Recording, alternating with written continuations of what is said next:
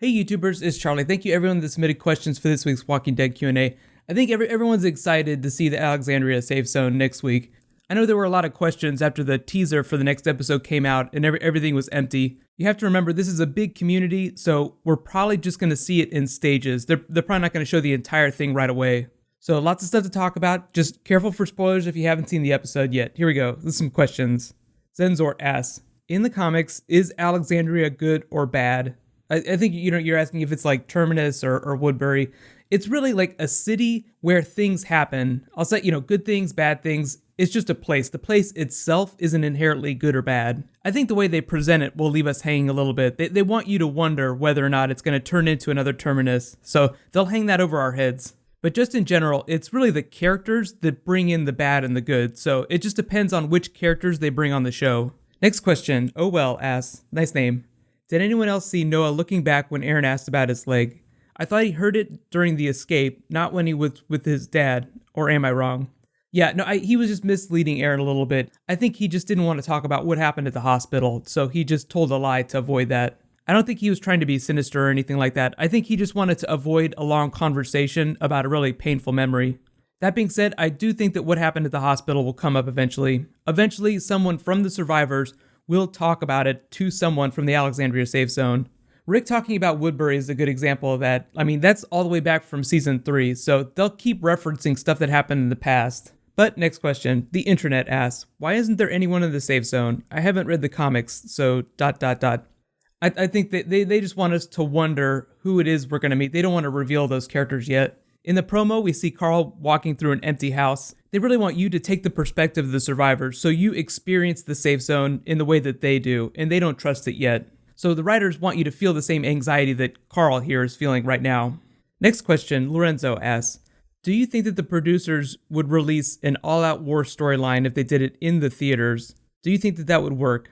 I definitely think the idea of TV shown in a movie theater is starting to take off. HBO's done it. It was very successful. The CW did it when they did the Arrow Flash crossover. They showed that in a theater, but it was like a limited event. So I think we'll see more of that. It just depends on what AMC wants to do. If they did do All Out War at some point, or a big cinematic event, or decided to show an episode in a movie theater, it would be shown on television first regardless, just because that's where the money is. Like they have contracts that say new episodes have to air on AMC before anywhere else. So even if they did show episodes in a theater, you would still have the opportunity to see it on TV first.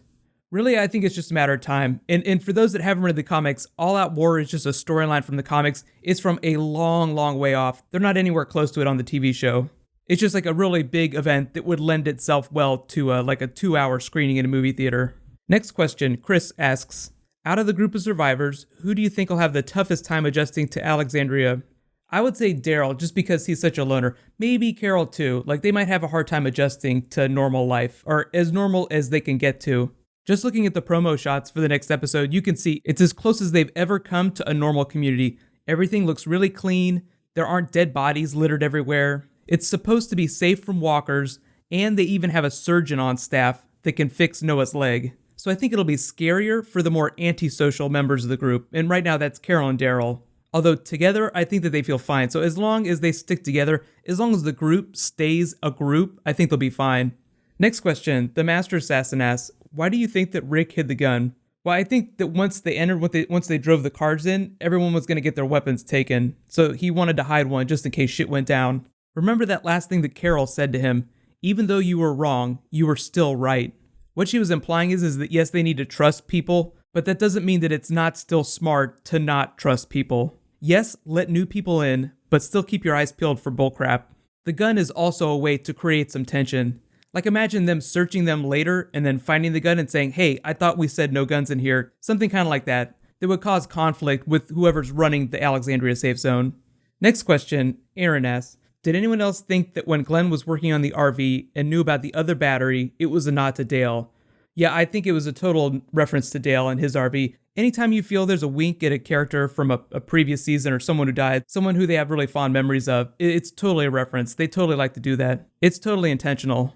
Next question, Little Hill asks, do you think that they're going to delve into the safe zone characters more so than they did in the comics? Do you think that they'll start doing more branch storylines, such as this group goes on a DC run while Carl gets ready for school. So you're asking, like, are they going to adapt it a little bit more? Like, they won't do it exactly like the comics. Yes, I think they'll totally do that. They'll drill down on a couple specific Safe Zone characters, and then they'll have certain members of the group go on side trips every once in a while. They'll still totally do that thing where they give certain members of the group solo episodes where like two characters go off on their own, like Daryl and Carol get an episode that's mostly them and very little of the others. And then there'll be like a Rick Carl episode, Rick Michonne or Carl Michonne, stuff like that. Just because we haven't met a lot of the new Alexandria Safe Zone people, I'm not going to talk about them specifically, but there are a couple key people that we meet during that storyline in the comics that I think that the show will focus on.